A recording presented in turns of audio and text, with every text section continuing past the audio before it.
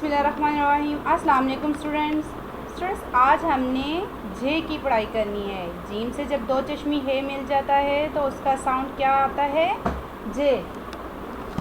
जे झाड़ू, जे झूला, जे झाड़ी, जे झंडियाँ।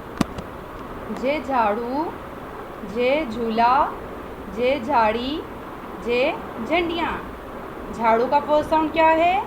जे। ठीक है। जे लिप झाड़, रे पेश वाउडू झाड़ू, जे पेश वाउ झूल, लाम लिप ला झूला, जे लिप झाड़, रे छोटी एड़ी झाड़ी, जे नून झन डाल ये लिप या नून गुन्ना झंडियाँ।